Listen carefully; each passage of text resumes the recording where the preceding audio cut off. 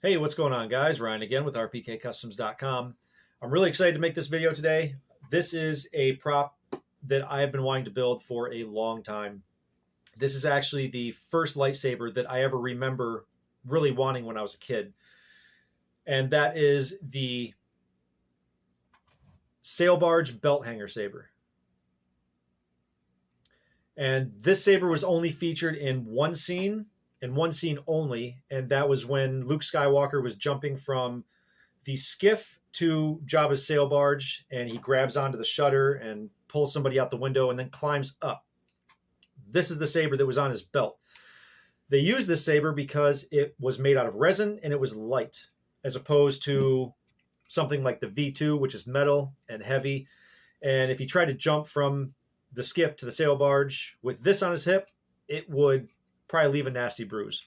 I have walked around a couple of conventions with this on my belt, and I've picked up some pretty nasty bruises on my thigh just from walking around. So I could only imagine what kind of mark this would leave if you were doing any kind of crazy stunts. So in that one reference photo or scene that we do see this, we can see that this thing looks like a mess. I mean, it looks like they just pulled this thing out of the mud and put it directly on Mark Hamill's belt. You can see there's a lot of sand and grit and just a lot of dirt caked around the thin neck and mostly the upper part of the grenade section. It's kind of splotchy here and there, but I tried to replicate that dirt and grime the best that I could. And this was my first attempt at trying this paint job. And I think for a first attempt, it turned out pretty good. There are a couple of things that I want to change in my last or in my final weathering process. But I think for the most part, it turned out really good. This is also the first casting from the mold that I made for this thing. And the first castings always turn out just a little bit rough. This one actually turned out pretty good. There's some bubbling here and there. There's a little bit of bubbling here in the grenade section and just a little bit in the clamp on this side. But it's really not bad at all, especially for a first casting. All right, so let's get into some of the details that I've added to this.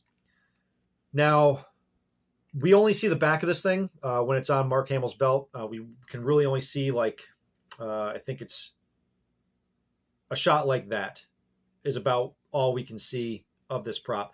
Enough to see that there is a circle here in the clamp, just like the V3 and the R2 saber. The R2 saber, the one really good reference photo that we have, we see the two holes in the clamp here, and that comes from the V3 style clamp, which also has the hole in the back here. So because of that, I assume that they used the same mold to make this that they did the R2 saber. The R2 saber, they obviously had to make a little bit different because of the hollow bottom for the air compressor to shoot out of R2-D2's dome. This one has a solid bottom. And another difference is we can see in that one reference shot what looks to be an emitter nipple, which the R2 saber doesn't have. And the V3 doesn't have that either. So I'm kind of wondering if there was a version of the V3 that had the emitter nipple. That would be kind of cool to build one of those as well. But my theory is that they were trying to make this look like the V2 because I think, or at least my theory, is that at the time when they were building these things, they thought the V2 was going to be the Luke Skywalker's main lightsaber throughout the movie. Even on the Yuma, you can see a lot of paint that has been chipped off and scraped away that look like they very intentionally tried to scrape it off to make it look more like the V2. So that's my theory anyway. You can see that there's a lot of black splotches down here in the booster section and around the emitter. You can also see it on the top of the emitter, just barely from the one reference photo that we have. So that is my working theory. Another detail that I can also pick up on in that one reference shot, it appears that there is a strip of gaff tape around the neck, which would make sense if they were trying to make it look like the V2, because the V2 also has gaff tape around the neck. I have mine wrapped around the V2 a little bit tighter than what people usually do, because I wanted mine to look more like how it looked when they were filming Return of the Jedi, as opposed to how it looks today. So the V2, or the gaff tape around my V2, is wrapped a little bit tighter, but it does appear that there is gaff tape on the neck of the sail barge belt hanger, and you can even see a little line. I don't know how well you guys will be able to see that. But in the picture, it looks like there is a little line right there where the end of the gaff tape wraps around. That could just be a casting line. I'm not really sure. Don't take my word for it, but it does appear that that is a piece of gaff tape. So I'm going to be including gaff tape in the kit, and all the ones that I paint and weather and put on my website are going to have gaff tape wrapped around the neck. Another detail that I can kind of see, I can kind of make out, but I'm not really sure, and I would like your guys' opinion on this, is the D-ring. It looks like they used a bigger D-ring for the sail barge belt hanger. So I went ahead and I added a bigger D-ring and compare that to the size of the D-ring on the V2. It is a little bit bigger. We really can't see what D-ring setup they do have on there, because just the way this thing is hanging off Mark Hamill's belt, most of it is covered by the actual belt itself, or the strap that they have attached to Mark Hamill's belt. So you really can't see this thing. You can really only see one side of it, which is what makes me think that this thing might be a bigger D-ring. So let me know what you guys think. Do you think they used a bigger D-ring like this, or do you think they used something smaller like this, or possibly even a tri-ring? The one end of this thing looks pretty flat, so I'm not sure. I'm not really sure what they used. I just made a judgment call and went with a bigger D-ring.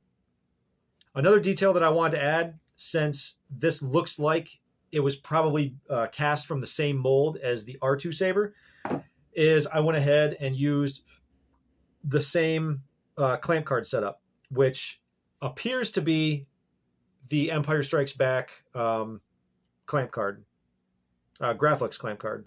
So instead of having, the standard V2 clamp card where the traces come out and then the silver traces start going up, these gold traces come out and then the silver traces go straight into the clamp rail. And we can see that on the reference photo, the one really clear reference photo that we have of the R2 saber, or the wired saber. So I wanted to transfer that over to this casting, since, again, I think that they probably used the same mold for this that they did the R2 saber. And another detail that I added is, the one shot that we see is, I think, is probably from that angle, maybe something like that. We can see a glob of resin right here. And my theory is that that is a piece of the relief. When you're doing molds, you have to build reliefs around complicated areas, like like the clamp lever here is kind of a complicated area.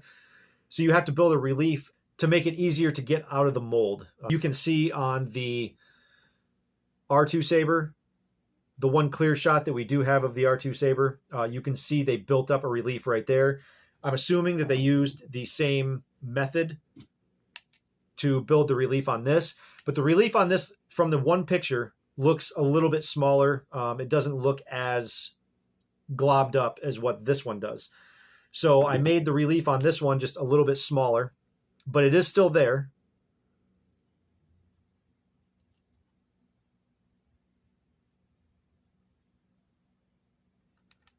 And I added that one little glob right in there.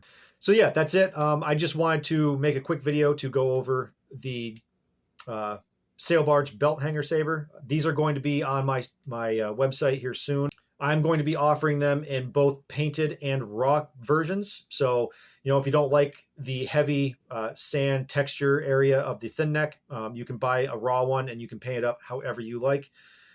I just really like the dirty, muddy look of this version of the saber. I'm a huge fan of weathering, which is why I have been obsessed with the V2 for a long time. I actually thought for a long time that this was the V2.